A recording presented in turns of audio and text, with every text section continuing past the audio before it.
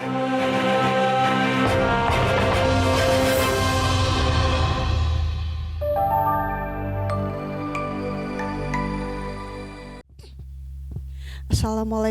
warahmatullahi wabarakatuh.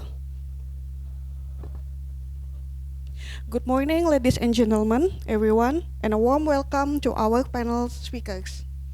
My name is Fanny, and I'm a radio pharmacist from Abdul Wahab Syahrani General Hospital, and I will be your moderator for the Symposium 14, Update in Clinical Radiopharmaceutical. It is a topic that is not only timely, but critical to our understanding, especially radiopharmacy innovation in oncology and neurology, and expanding the role of radiopharmaceutical in cardiology. We have a truly exceptional expert with us today to unpack this subject with us. Before we go to the first speakers, I will explain a few rules for the session. There will be 2 speakers. Each speaker will be given 25 minutes for presentation, and after all the presentation done, we will open the discussion and you can ask our speakers for 10 minutes. Okay, without any further ado, please let me introduce our first speaker, Bapak Apoteker Nurholis Abdul Holik, Sarjana Sains, Magister Sains, PhD. He is from Fakultas Farmasi, Program Studi Farmasi, Universitas Padjadjaran Bandung. He was graduated from Chiba University, studied about pharmaceutical science and molecular imaging and radiochemistry on 2018. He has so many experience, especially the one which relate to his subject on this symposium. There are radiopharmaceutical theory and synthesis, therapeutic and diagnostic agents, instrumentation, and in vitro trial in radiopharmacy. He is also have so many research and international journals, and of course, it's all related to his topic on this symposium. His latest journal is about meta-tyrosine conjugate labels, 64 copper and 68 gallium as a cancer radio diagnosis agent using molecular docking simulation on lead-1. It is an international journal of applied pharmaceutics volume 15, special issue number 2 on 2023. And okay, please welcome Bapak Apoteker Holis Abdul Holik, SSC MSc, PhD, 20 minutes presentation.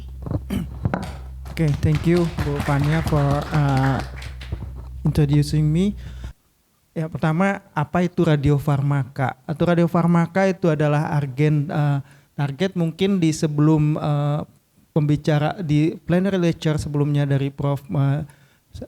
Muhammad Saifuddin juga sudah disampaikan, adalah targeted radionuklide yang dikombinasikan dengan vektor targeted vektor yang mampu mengirimkan radiasi ke target selnya dengan menggunakan key modalitiesnya itu adalah SPECT dan PET. Dan itu juga selain untuk imaging bisa juga dilakukan untuk terapi. Berikut adalah perjalanan panjang dari mulai penemuan radionuklida yang telah ditemukan lebih dari seabad yang lalu oleh Henry Becquerel dengan penemuan satu sinar yang diemisikan dari uranium yang selanjutnya disebut radioaktivitas oleh Marie Curie yang beliau secara signifikan menemukan polonium dan radium. Dan untuk penggunaan klinis itu dimulai pada tahun 1936 oleh John Lawrence dengan penggunaan fosfor 32 untuk terapi leukemia. Kemudian berikutnya di periode 1950 sampai 1990 development dari iodium based untuk thyroid disease, kemudian FDG ini penemuan yang spektakuler juga untuk metabolic imaging berbasis hanya senyawa gula gitu ya dengan fluorine. Dan juga tentunya ada late 2000 sampai tahun sekarang banyak bermunculan approval dari FDA untuk radiofarmaka, termasuk juga ada untuk radiotheranostics agent muncul di belakangan. Dan Secara umum radio nuklida yang digunakan di aplikasi medis itu ada dibagi 5 itu ada yang untuk imaging ada single photon emitter dan juga positron emitter. Berikutnya untuk terapi ada beta, alpha dan juga Auger electron emitter. Ini semua radionuklida ini memiliki physical and biochemical karakteristik, termasuk juga dari decay, energi radiasinya dan juga waktu retensinya pada tumor khususnya. Ini beberapa contoh untuk radionuklida untuk imaging. Di sini ada sebagai workhorse-nya dari gamma emitter ada teknetium 99M di mana lebih dari 80% sebelumnya, sekarang mulai ada banyak agen baru. Kenapa si teknetium 99M ini banyak digunakan? Karena memiliki baik itu gamma ray energy yang suitable untuk imaging, yaitu 140 kilo electron volt dengan waktu paruh yang nyaman untuk penggunaan medis, yaitu 6 jam. Kemudian di sisi lain untuk positron emitter ada fluorine 18 atau F18 ini menjadi juga sekarang trendingnya banyak penggunaan untuk PET imaging. Dan selain itu juga ada gallium 68 dan juga copper 64. Dan untuk terapi tadi ada beta emitter, kemudian alpha emitter dan Auger electron emitter. Untuk beta emitter seperti sebelumnya juga disampaikan oleh Prof Udin, jadi ada range yang cukup untuk terapi untuk tumor-tumor berukuran besar karena daya tembusnya mencapai 0,05 sampai 12 mm terhadap jaringan. Kemudian alpha emitter dengan daya tembus lebih rendah tetapi linear 25. Dan ini ada list FDA approved radiopharmaceuticals dari 67 radiofarmaka yang sudah di-approve dan digunakan secara global itu ada 54. Jadi sebagian besar untuk diagnosis dan 13 untuk terapi. Dari 13 untuk terapi semuanya masih baru fokus ke onkologi. Dan 60 untuk imaging itu 63%-nya merupakan modalitas untuk SPECT dan 37% untuk PET, di mana PET itu sendiri 13 agen itu adalah berbasis fluor 18 dan 24 yang SPECT itu adalah teknetium. Nah, dari sisi terapi ini iodium tentunya karena yang pertama untuk digunakan terapi adalah iodium. Kemudian yang sekarang emerging juga adalah lutetium dengan kemampuannya menjadi agen radio teranostik dengan pasangannya gallium. Kemudian dari sisi molekular targetnya atau target vektornya untuk saat ini yang paling banyak digunakan adalah bentuk small molecule karena mempunyai keunggulan dari biodistribusi yang lebih pendek di dalam tubuh sehingga mengurangi dampak toksisitas yang dimungkinkan muncul. Di sini small molecules untuk diagnosis ada 35 agen radiofarmaka dan untuk terapi dari 13 itu 8 menggunakan small molecules based. Dan berikutnya ada peptida dan lainnya, ada antibodi dan senyawa-senyawa lain. Ini adalah list dari radiofarmaka untuk cancer imaging, baik itu untuk PET dan SPECT. Kemudian untuk neurologi ada listnya untuk PET dan SPECT. Ini neurologi lebih banyak agen untuk PET-nya. Dan untuk terapi ada berbasis radium, kemudian strontium, samarium, lutetium, iodium. Untuk yang alpha terapi sebenarnya ada yang sekarang lagi emerging, itu adalah statin 211. Kemudian juga ada actinium, tetapi belum ada yang clinically approved. Sampai saat ini masih di level clinical studies. Di slide ini late issue atau yang sekarang lagi tren beberapa tahun terakhir adalah terminologi theranostik. Ya, apa itu theranostik? Saya mengulang kembali, theranostik adalah menggunakan pasangan diagnosis dan terapi secara bergantian sehingga memunculkan atau memperkuat filosofi dari precision medicine. Itu kita bisa melihat apa yang kita treat dan melakukan treatment pada apa yang kita lihat. See what you treat and treat what you see. Dan beberapa di sini dengan this approach ini mampu melakukan pemilihan pasien secara berdasarkan ekspresi dari target, kemudian personalized dosimetry, treatment untuk treatment respon monitoring, dan juga memprediksi dari potensi toksisitas, karena perilaku atau behavior dari agen terapinya memiliki perilaku yang sama secara biodistribusi dengan kondisi pada saat dilakukan imaging. Tetapi walaupun begitu ada beberapa limitasi yang masih muncul pada radiofarmaka yang ada sekarang, itu dari diagnostik, challenges, kemudian limitasi secara terapeutik, dan juga ada hambatan secara praktis, karena radiofarmaka atau radionuklida itu memiliki decay yang pendek, sehingga membutuhkan sumber radionuklida on-site atau setidaknya dekat ke tempat, sehingga membutuhkan investasi yang sangat besar. Jadi ada kesulitan untuk perbanyakan fasilitas. Kemudian di diagnostik masih ada non-specific uptake, sehingga bisa mengarah kepada false positive imaging. Dan ini general structure atau struktur general dari suatu radiofarmaka. Radiofarmaka mengandung tentunya radioaktif parts-nya, kemudian ada targeting molecule yang mentarget ke protein targetnya atau cancer cell.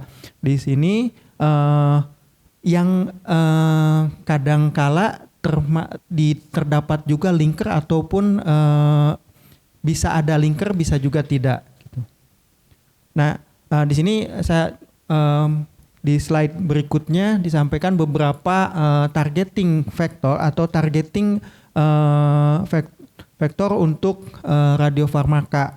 Di sini untuk kanker atau di bidang onkologi ada fibroblast activation protein alpha atau FAP. Di sini FAP ini upregulated di 90% cancer associated fibroblast. Sehingga pada di sisi lain itu low express di normal tissue. Ini menjadi target yang ideal untuk imaging kanker, dan di sini ada contohnya, ada FAPI-04 gallium untuk PET imaging, kemudian untuk terapinya FAP lutetium FAP 2286. Kemudian berikutnya ada PSMA, ini juga menjadi bukti sukses dari terminologi theranostik, di mana ada pasangannya PSMA 11 gallium dengan lutetium PSMA 16 Pluvicto, gallium lutetium PSMA ini menjadi gold standarnya untuk radiotheranostik. Berikutnya somatostatin reseptor untuk neuroendocrine tumor, ada gallium dotatate dan gallium dotatok, dan untuk terapinya menggunakan lutetium. Ini juga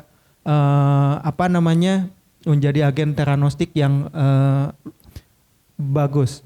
Kemudian berikutnya keluarga dari integrin. Nah, integrin ini juga selain potensial untuk kanker, itu juga potensial untuk penggunaan di kardiovaskuler.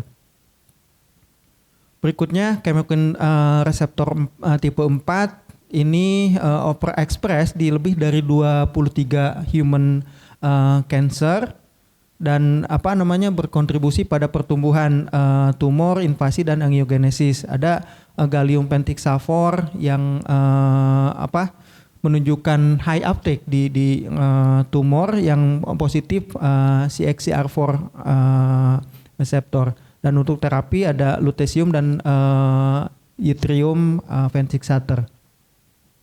Berikutnya ada GRPR reseptor yang juga dikenal sebagai bombesin reseptor. Ini antagonis dari bombesin ini yang lebih bagus dengan secara metabolik stabilitas dan mengurangi juga intake di pankreas. Berikutnya ada HER2 dan ini mostly ada di breast cancer. Itu mengaktifasi signaling pathways untuk proliferasi dan tumorigenesis. Ini approach-nya atau pendekatannya menggunakan antibody based radiopharmaceutical untuk imaging menggunakan zirconium dan untuk juga untuk yang smaller agent-nya untuk meningkatkan memperpendek waktu biodistribusinya, pengembangan di gallium di avibody atau foramen antibody. Kemudian ada karbonik anhidrase 9 ini untuk potensial untuk terapi renal karsinoma. Kemudian ada UPAR reseptor, ini contohnya sudah ada gallium nota AE105 dan lutetium dota AE105 untuk terapinya. Ada immune related targets. Ini enable untuk non-invasive monitoring dan juga untuk membantu untuk pemilihan pasien untuk imunoterapi. Kemudian ada CD8 reseptor itu untuk survival marker untuk survival pasien. Ini berbasis zirconium. Kemudian berikutnya ada PDL1.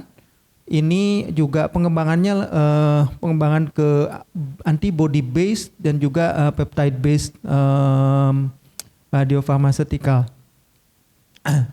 Berikutnya untuk reseptor-reseptor untuk neurologi itu ada amyloid beta di mana radiofarmaka yang mentarget amyloid beta ini sudah ada 3 yang di-approve oleh FDA, yaitu ada florbetavir, pulemetamol dan florbetaben ya dengan fluor18. Dan ini berikutnya ada tau reseptor nih muncul biasanya setelah terjadinya penumpukan plak pada penyakit Alzheimer. Di clinical development-nya itu ada fluortaucipir sudah di-approve tahun 2020. Kemudian ada translokator protein ini untuk visualisasi neuroinflamasi untuk penyakit-penyakit Alzheimer-like dan juga multiple sclerosis, kemudian stroke dan juga potensial untuk perunut untuk anti-inflammatory therapy. Dan ada alpha-sinuklein. Kemudian untuk ini Parkinson disease. Dan berikutnya tadi setelah target kita berbicara dalam pengembangan radiofarmaka itu adalah tidak lepas dari khususnya untuk radiometal itu tidak lepas dari peranan dari bifunctional chelating agent atau BFCA. Ini kenapa? Karena radiofarmaka atau radionuklida tidak mempunyai lengan koordinasi biomolekul tidak mempunyai lengan koordinasi untuk berikatan dengan radiometal sehingga membutuhkan cangkang yang tepat, yang kuat untuk menjaga stabilitas dari kompleks yang dibentuk. Dan kriteria pemilihannya tentunya membutuhkan diharapkan mampu dilabel dengan cepat gitu pada kondisi yang mild condition, harapannya bisa pada room temperatur gitu, sehingga aman untuk biomolekul yang digunakan. Kemudian thermodynamic stability itu ukurannya konstantanya lebih dari 18, itu mengindikasikan kestabilitas dari kompleks yang terbentuk, homolomo gap, kemudian biological stability. Nah ini contohnya yang paling banyak digunakan adalah DOTA, chelator. Ini DOTA sudah banyak approve FDA berdasarkan DOTA ini karena bisa membentuk kompleks dengan beberapa radionuklida seperti indium, yttrium, kemudian gallium yang sekarang sama lutetium dipakai menggunakan DOTA based chelatornya. Tetapi ini juga ada permasalahan pada masih diharapkan pelabelan yang butuh pada suhu tinggi. Untuk beberapa biomolekul ini juga jadi tidak nyaman. Di sini ada contohnya, ada DOTA somatostatin analog. Kemudian ada DTPA, ini diethylentriamin pentaacetic acid, jadi dia oktadentat poliaminokarboksilat. Ini bisa dilabel pada pada suhu ruangan ya dengan pH 4,5 sampai 5,5 pada waktu hanya 5 sampai 20 menit. Kemudian ada di TPA 1B4M dan ini CHX alpha AA DTPA. Ini juga mampu dilabel 10 menit dengan radiochemical yield lebih dari 95% untuk lutetium, kemudian yttrium. Dan berikutnya ada nota based derivative. Nota ini adalah sebenarnya pengembangan juga dari DOTA yang hanya bisa dilabel pada suhu tinggi. Nota ini spesifik sangat bagus untuk pelabelan menggunakan gallium karena cangkang atau makrosiklik yang lebih kecil dibandingkan dengan DOTA. Ini beberapa makrosiklik lain, ada neta, kemudian theta, kemudian CBTE2A. Ini juga ini larger ring dibandingkan DOTA. Ini mampu melabel copper 64 pada room temperatur. Pak Holis, maaf, 3 menit lagi ya. Oh iya, 3 menit lagi, terima kasih. Oke, ini saya cepat. Itu kemudian ada Pak Family. Kemudian berikutnya ada Heineck, sarcophagein chelator, kemudian porphyrin chelator. Dan ini recently ada pengembangan HBCC, PCTA-NCS, kemudian Manota. Ini juga bagus untuk gallium labeling. Untuk HBCC itu bisa dengan konstanta KML-nya 38,5. Berikutnya ada trisidroksipyridinone, DFO. Ini juga cepat untuk dilabel pada kondisi kamar atau ruangan. Hanya 5 menit bisa melabel gallium. Kemudian, selain tadi chelator, ini juga ada tambahan untuk memodifikasi sifat farmakokinetik, yaitu ada pharmacokinetic modifying linker. Ini ada beberapa, contoh ada ethylene glycol, kemudian disuccinimidyl suberat. Ini mengimprove farmakokinetik dari imunokonjugat. Kemudian ada IMCS benzil, kemudian ada N4, ini ada tetrakarboksi tetraazaundekan yang dikonjugasikan kepada radiopeptide. Ini memberikan mampu meningkatkan sel uptake secara in vitro. Kemudian ada para aminometil alanin diglycolic acid dan PEG. Selain tadi ini dengan hasil dengan perkembangan artificial intelligence itu juga pengembangan radiofarmaka juga tidak lepas dari sekarang ini bisa dengan menggunakan dengan bantuan artificial intelligence itu untuk target discovery, ligand design, image analysis, kemudian personalized dosimetry itu akan mempercepat dan mempermudah pekerjaan dalam baik itu screening maupun pengembangannya. Dan tentunya ini challenge yang masih harus selesaikan. Di sini ada baik itu dari target seleksi target, kemudian optimisasi dari farmakokinetik dan juga radionuclide production yang memang masih terbatas, khususnya untuk di kita ya di Indonesia dengan luasan negara dan variasi kepulauan dan populasi penduduk yang sangat heterogen. Dan ini untuk menyelesaikannya tidak bisa hanya dilakukan oleh satu profesi, ada multidisipliner, ada dari farmasis, kemis, kemudian nuklir dan biologis. Ke depan eksplorasi dari biomarker untuk spesifik subtipe dan juga untuk resistensi mekanisme dan pengembangan click chemistry ini yang untuk memungkinkan reaksi yang sangat cepat gitu, kemudian juga melabel imun sel untuk targeted delivery dikombinasikan dengan untuk sel terapi. Jadi ke depan harapan untuk filosofi see what you treat what you see itu bisa benar-benar didapatkan. Terima kasih.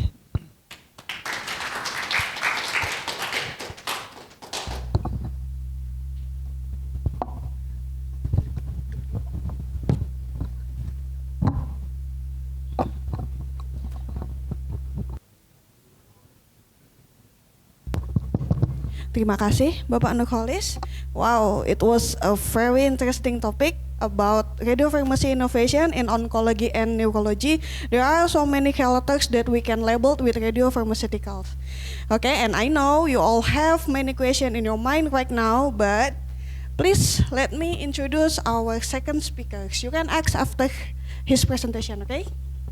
Let me introduce to you Dr. Pushan Bharadwaj, MBBS, Diploma in Radiation Medicine from Barsh, India, Diplomat of National Board of Examination India, UK CCST, FRCP from Edinburgh, Master of Science in Cardiology from UK, Diplomat of Certification Board of Nuclear Cardiology from USA, and Fellow of European Board of Nuclear Medicine, Fellow of American Society of Nuclear Cardiology, and the last certified clinical densitometrist from International Society of Clinical Densitometry USA. But I will just call you Dr. Pushan for short. You have so many degrees. Yeah? The only summary is that I'm a very old person. That's why so many things have accumulated in my head. Okay, he is a renowned expert in cardiology pharmaceutical. He has worked for over 25 years as a consultant in nuclear medicine and recently working as a consultant in the Department of Nuclear Medicine at the Royal Brompton and Hartfield Hospital under the Guy's and St. Thomas NHS Foundation Trust. His latest peer-reviewed journals publication is Multimodality Imaging in the Diagnosis and Assessment of Cardiac Amyloidosis for World G Nuclear Medicine on 2022. He is also sole author of the chapter titled Diagnostic Technique in Cardiology Nuclear Medicine in Clinical Cardiology 2016, published by Paras Medical Publisher, Hyderabad, India. He is often invited to give lecture. One of the most frequent is our annual conference of Society of Nuclear Medicine in Indonesia. 2008 in Bandung, 2019 in Yogyakarta, 2022 also in Yogyakarta, 2023 in Surabaya, and now 2025 in Samarinda. Okay, please give me a very warm welcome to our second speaker, Dr. Pusan. 20 minutes presentation. Good morning, everybody, and thank you for the kind introduction. I don't deserve them. Anyway, I have nothing to disclose, but except that the fonts have changed because of the different version of PowerPoint. So some of them might look a little odd. I didn't mean. Before I start, can I ask how many of you are doctors? Raise your hands. Who is a doctor? Only one. Okay. Then I have to pitch it because I prepared the talk for mainly the doctors. Obviously, then I will avoid a few things. But when I say expanding the role of radiopharmaceuticals, I'm assuming here that I'm not going to talk about the things which are very commonly used. For example, the commonest thing is myocardial perfusion scintigraphy with tetraphosphine and sestamivir. I'm not going to talk about them. That is not expansion. They're already there. So I'm going to talk about things which are not commonly used and which are in the frontiers, not entirely experimental, but which are not regularly used in all centers routinely. Okay? So, which way do I point?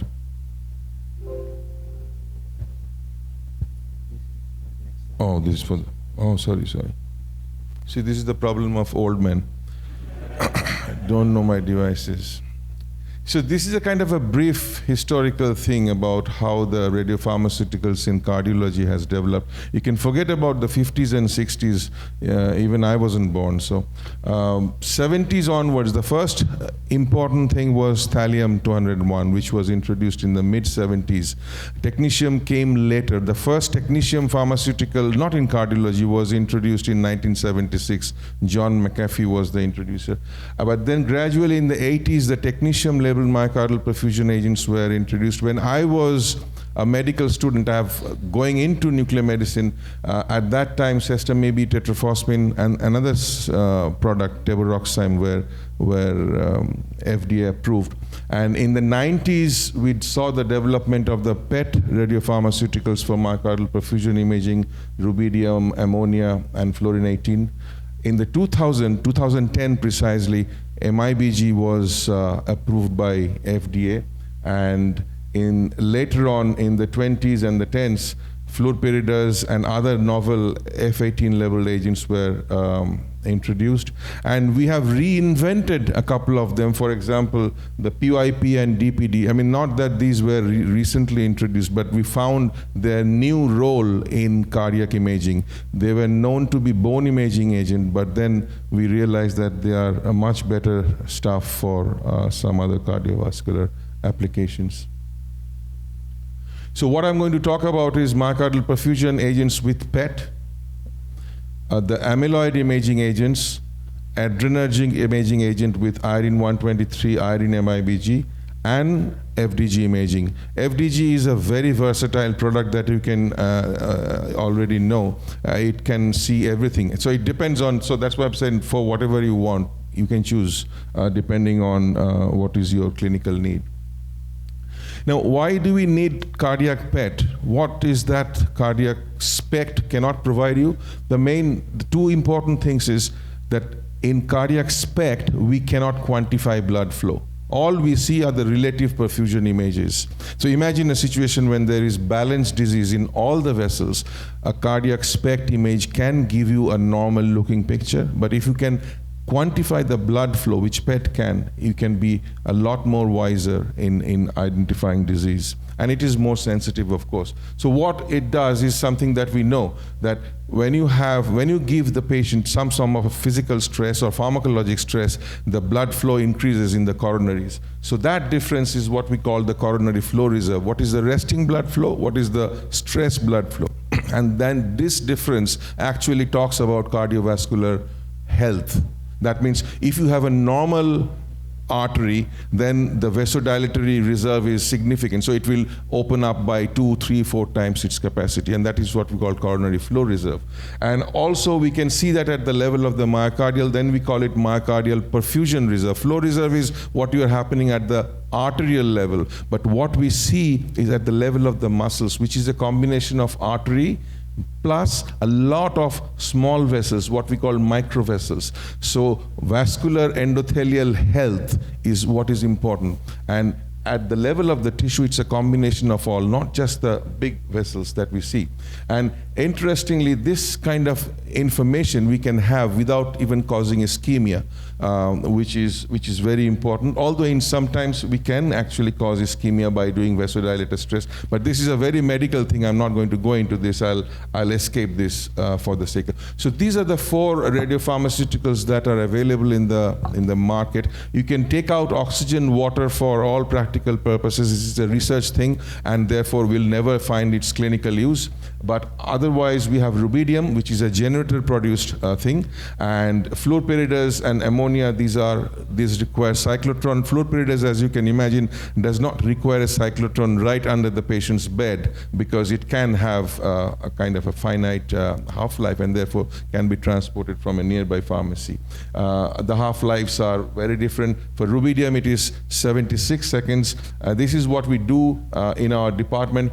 And coming back to FDA approval, so what has happened, what Hollis has showed you, there were so many pharmaceuticals that have been approved by FDA in the last 20 years for oncology, but when it comes to cardiology, not much.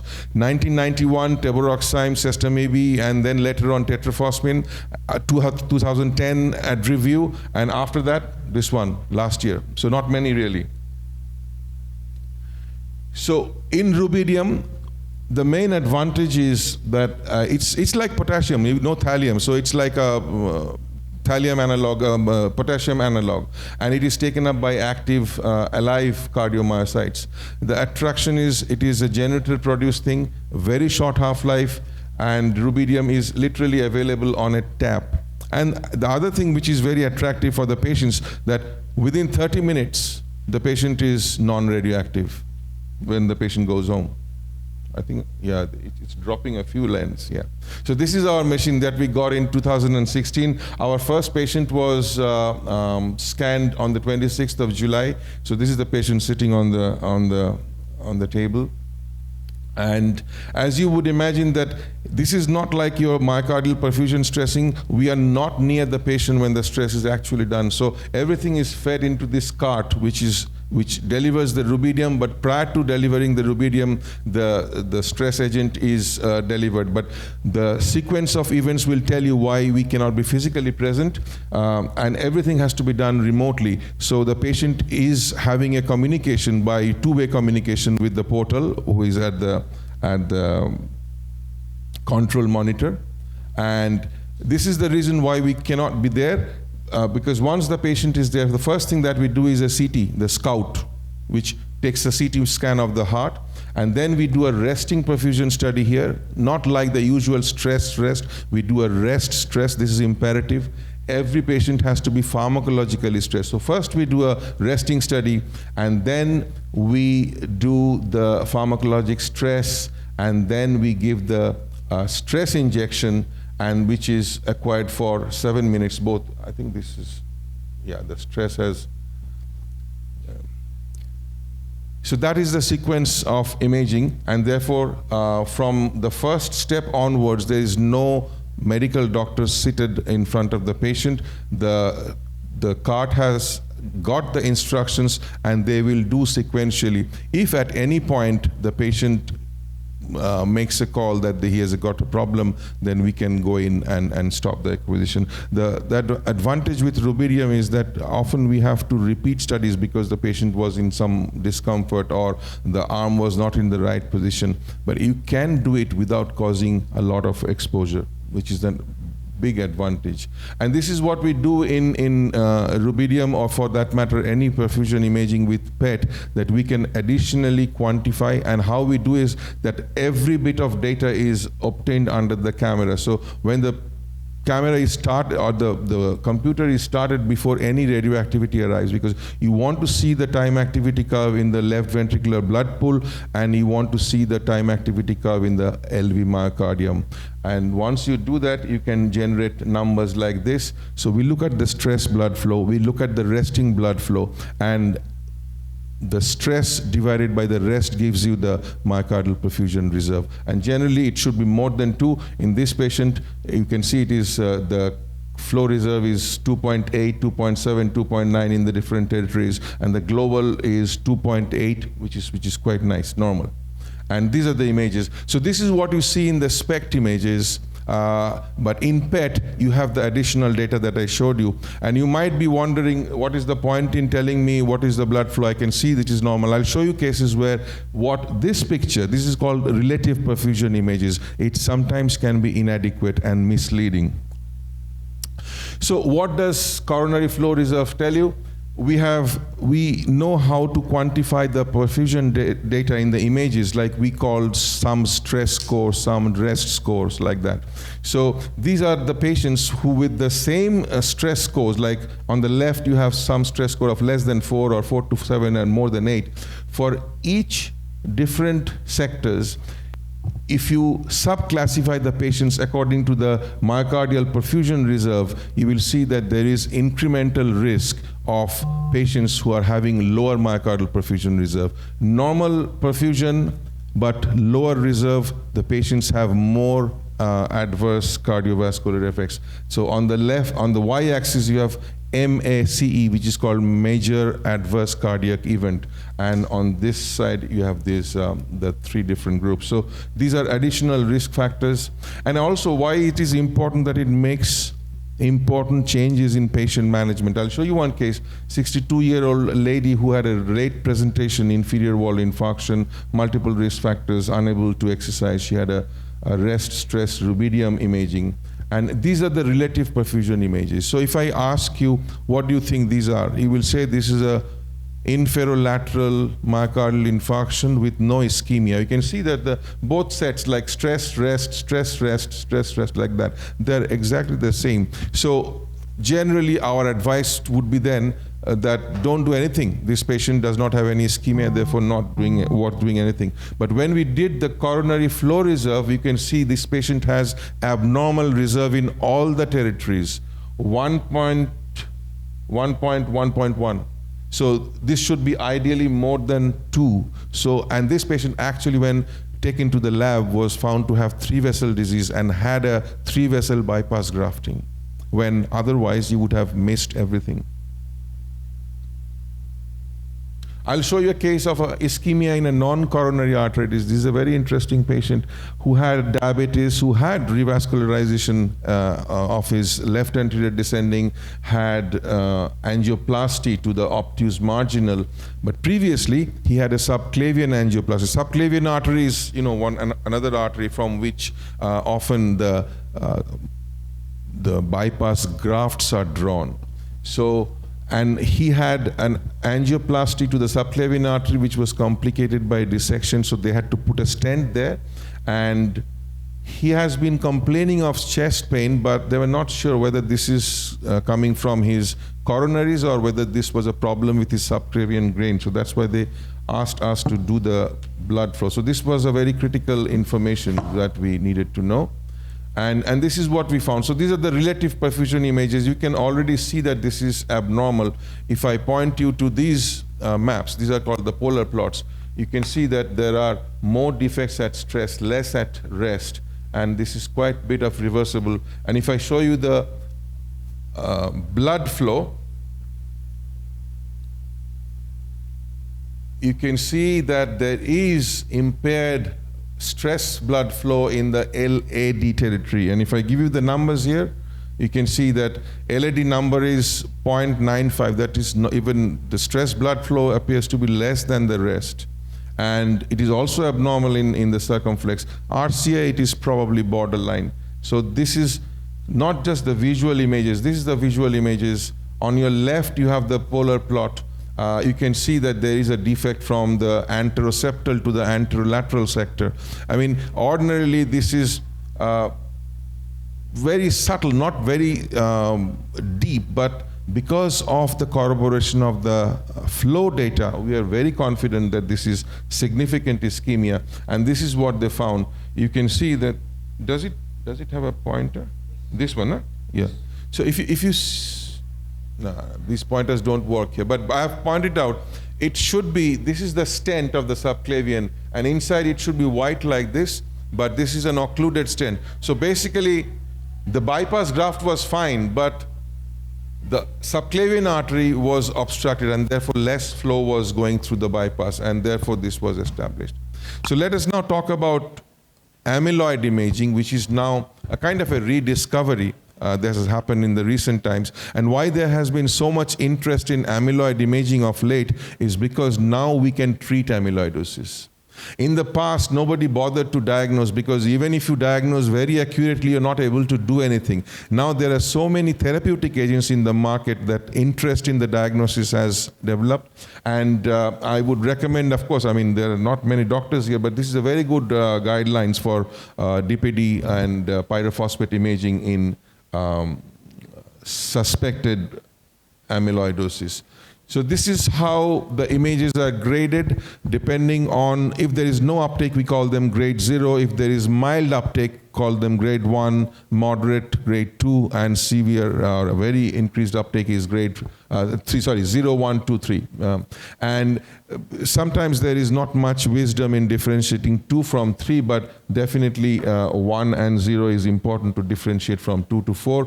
It is extremely important that we take tomographic images, because planar imaging can be misleading. For example, if you look at the planar image, there doesn't seem to be anything in the heart, but when you do the SPECT imaging, you can clearly see that there is uptake in the myocardium, and also it can help you to differentiate between myocardial blood pool activity versus myocardial activity.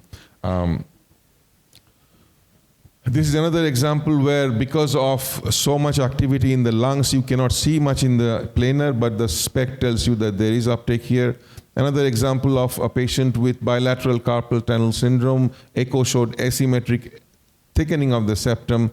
We found nothing. We did the SPECT. The SPECT was also negative. Whereas this is another patient with similar kind of a history, but you can see that there is uptake. Again, the planar images are not very convincing where you actually see. It is in the posterior view, you can see it is almost overlying with the rib. But if I show you the SPECT image, it is very obvious that this is grade 3 uptake in the septum, quite significant uptake in the septum compared to the rest of the heart, and therefore this is a strongly positive study.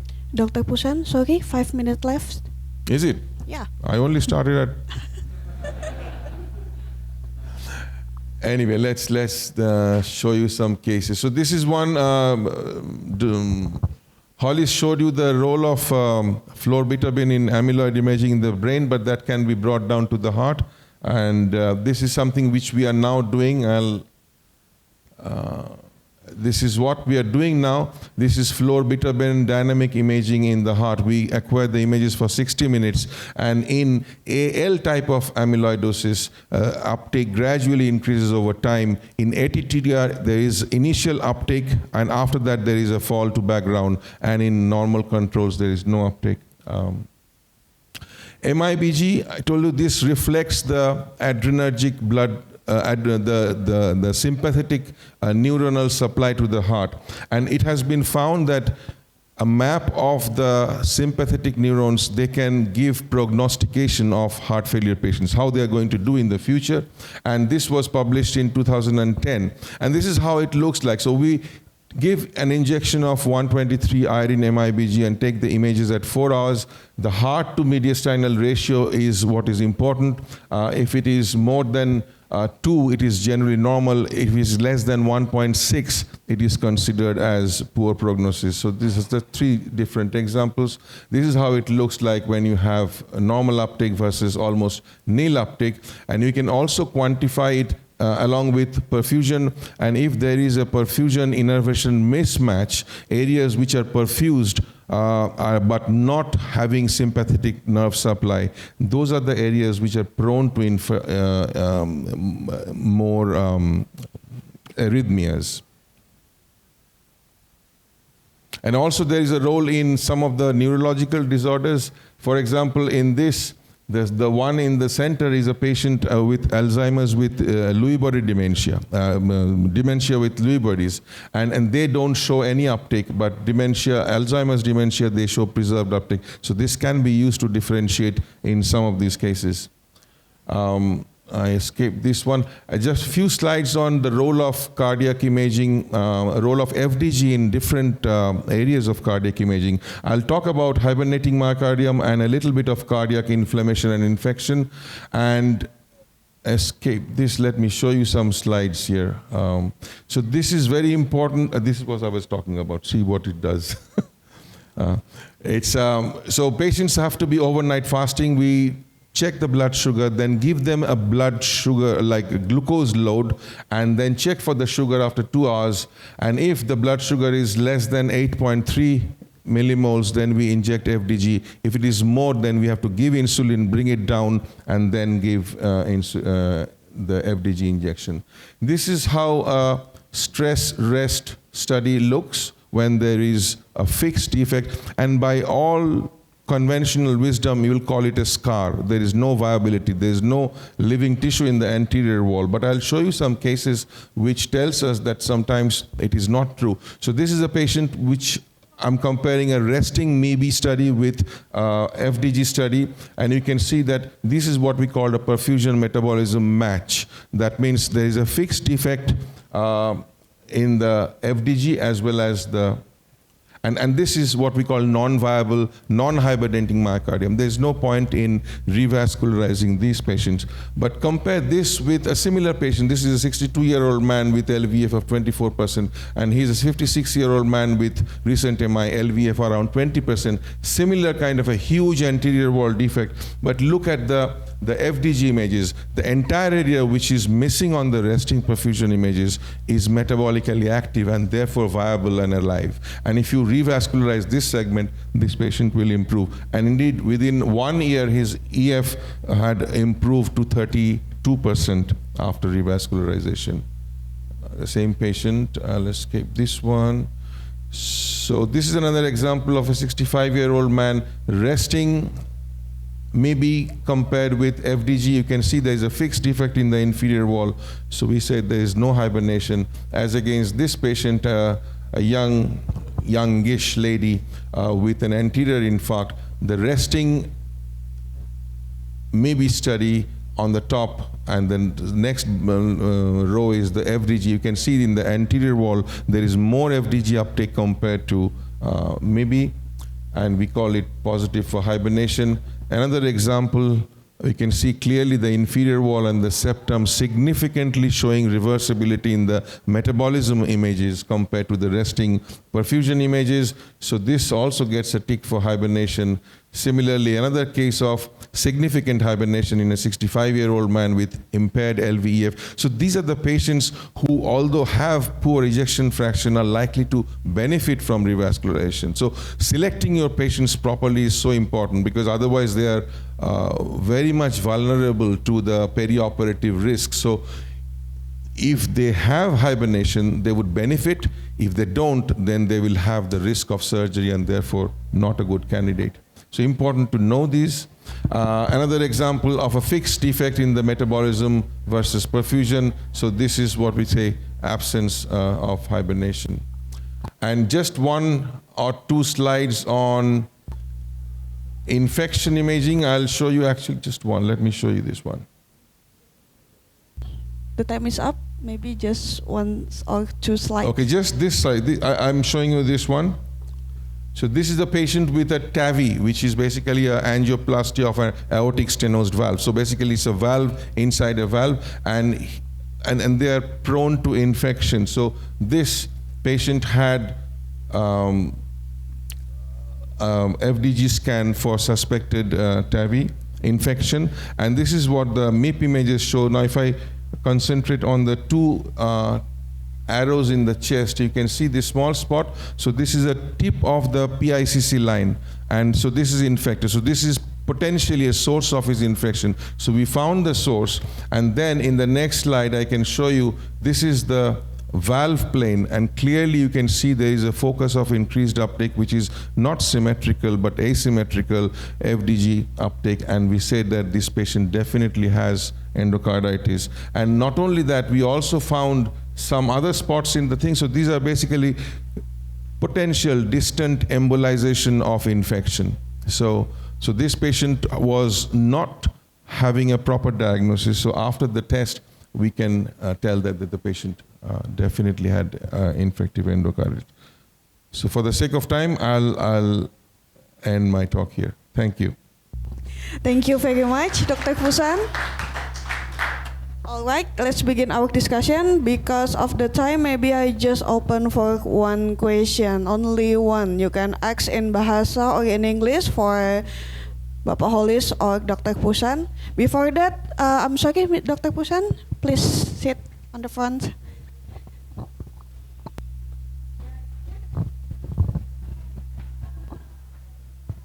Nah, boleh, Pak Huda.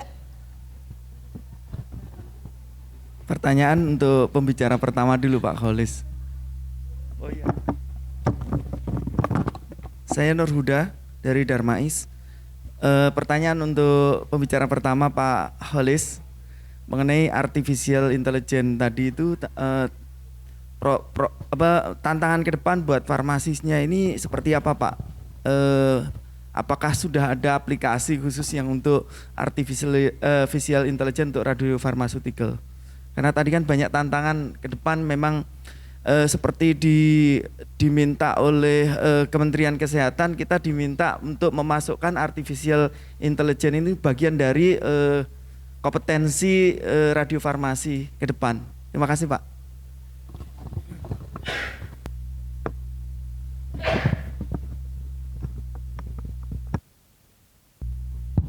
Oke, cek. Terima kasih Pak Huda atas pertanyaannya. Mungkin saya jawab juga dengan bahasa Indonesia. Terkait artificial intelligence itu memang menjadi tantangan juga. Selain itu juga sebagai potensial benefit ke depannya juga menjadi tantangan ke depan. Bukan hanya di bidang radiofarmaka, tetapi sebenarnya di semua lini semua lini kehidupan kita itu sudah terekspos oleh artificial intelligence. Sebenarnya kalau dari sisi ini basis dari pengembangan artificial intelligence itu berbasis untuk akurasi dari baik itu analisis data ataupun pengembangan ini sangat bergantung kepada banyaknya data yang terhimpun di database. Dan sekarang database-nya itu bisa dari nasional atau internasional. Jadi semakin banyak data dari baik itu data medis atau data terkait radiofarmaka di cloud gitu, itu akan semakin meningkatkan efisiensi dan dan presisi dari artificial intelligence yang digunakan gitu. Nah, terkait untuk kepentingan pengembangan radiofarmaka itu sendiri, kalau dari sisi pengembangan udah beberapa aplikasi kan untuk pengembangan itu, baik docking simulasi, kemudian juga ada aplikasi untuk metabolisme juga gitu, bagaimana memprediksi metabolisme yang dulu itu predictive outcome dari secara in silico itu tidak terlalu akurat. Saat ini akurasi dari prediktif secara in silico itu sudah jauh lebih baik dibanding 3 atau 4 tahun yang lalu dengan perkembangan artificial intelligence yang sangat cepat, sehingga ini juga menjadi tantangan untuk khususnya radiofarmasis gitu, untuk lebih juga mendalami terkait artificial intelligence ini, karena memang akan sangat membantu ke depannya dan kita tidak bisa lepas dari exposure artificial intelligence ini. Mungkin itu, terima kasih.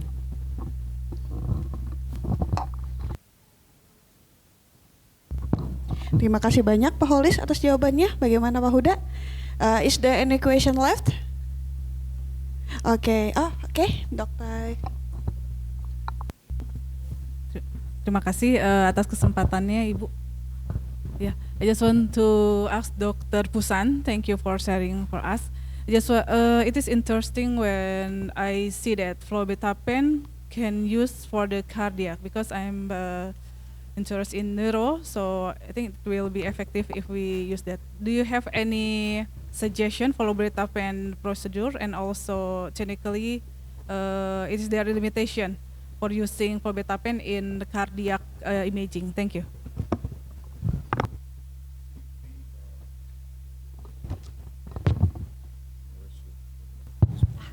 Yeah, we have just started doing it as a project, but essentially what you already know that for amyloid imaging of the heart, we have this DPD or pyrophosphate, which is good for diagnosing or excluding ATTR, but it does not talk about everything.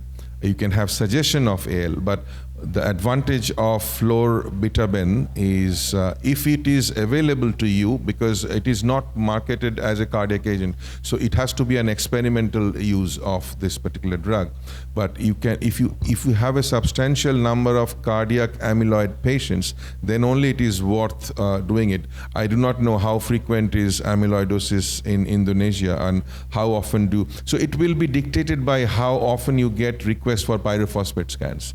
If you see that there are a lot of pyrophosphate patients coming for diagnosis of amyloidosis, then you can talk to your referring cardiologist and say that we can do this kind of a project. So it does differentiate between AL and ATTR, and as I showed you, with AL the diagnosis is very clear that it is initial high uptake is maintained till the end of 1 hour. So and ATTR will show initial high uptake, and probably after 10 minutes it starts falling. So you can differentiate between ATTR and AL by doing dynamic florbetaben imaging over an hour. So, but it will depend on how many patients do you actually receive for amyloid imaging. If the number is good, then you can always approach, and the best company to approach for funding is Pfizer, because Pfizer markets most of the amyloid treatment medicines, and so they are sponsoring a lot of trials which might actually help in the diagnosis of amyloid, cardiac amyloid. So they are the persons to approach, but you need to know your clients if there is a good need for that.